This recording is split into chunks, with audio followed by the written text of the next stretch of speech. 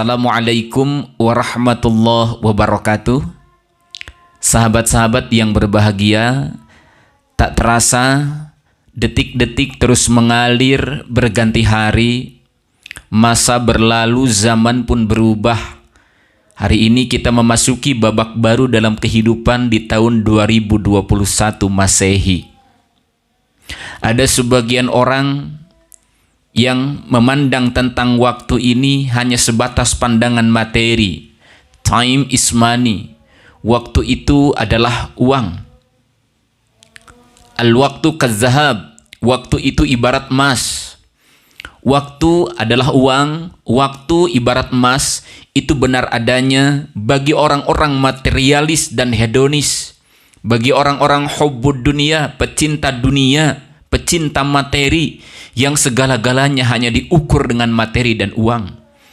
Tapi bagi kita orang beriman, waktu lebih berharga daripada uang. Uang 50.000 hilang, masih bisa diganti dengan 50.000 yang lain.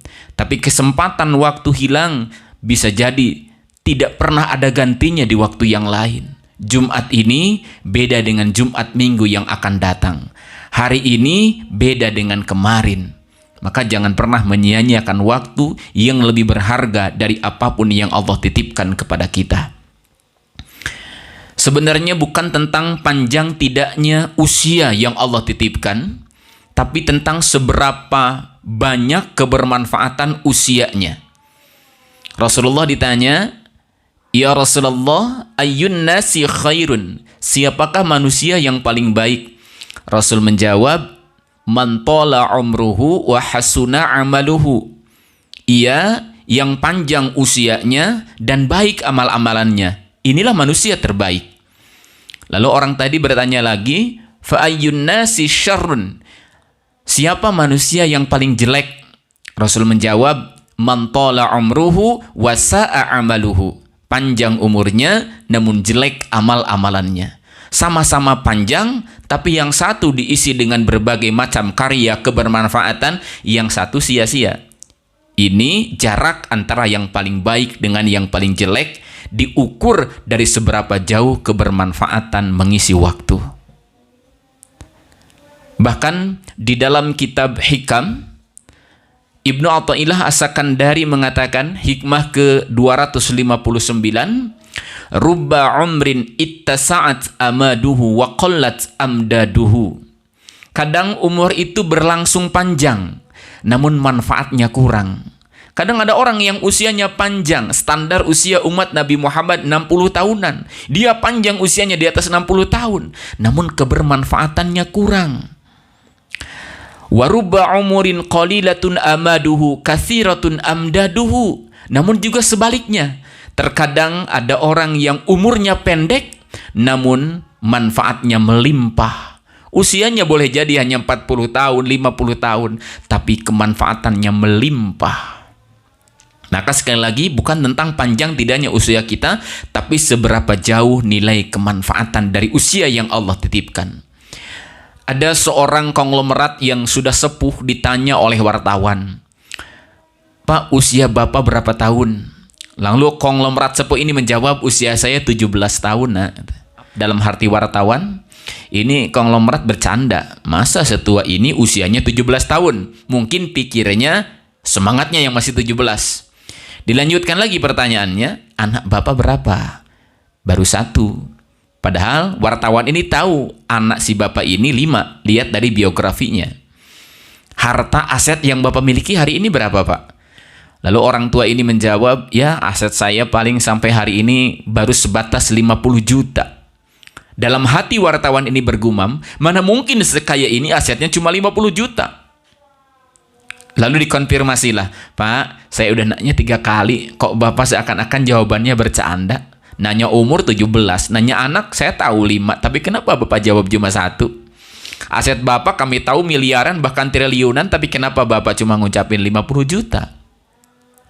Lantas orang tua ini dengan tenang menjawab, memberikan pelajaran pada si penanya, "Nak, benar, hari ini usia saya 60 tahun lebih. Tapi saya hanya menjawab usia 17 tahun karena baru 17 tahun terakhir inilah usia saya benar-benar terasa manfaatnya. Sebelumnya saya tidak tahu usia ini dipakai untuk apa. Baru 17 tahun terakhir inilah benar-benar saya dekat dengan Allah. Saya banyak manfaat untuk masyarakat, untuk keluarga. 17 tahun sebelumnya saya tidak tahu. Anak saya memang 5. Tapi saya jawab 1 karena baru anak yang 1 inilah yang terlihat qurrata a'yun, buah hati permata jiwa, anak yang soleh, yang kira-kira bisa membahagiakan di dunia, menyelamatkan di akhirat. Yang 4 lainnya saya tidak tahu, mereka masih tergiur dengan kelalaian-kelalaian duniawi. Mereka masih sibuk dengan hawa nafsunya. Kemudian memang aset saya hari ini miliaran, bahkan bisa triliunan.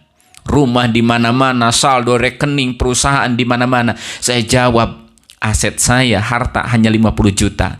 Karena baru 50 juta inilah yang saya rasakan kebermanfaatannya, saya wakafkan di jalan Allah.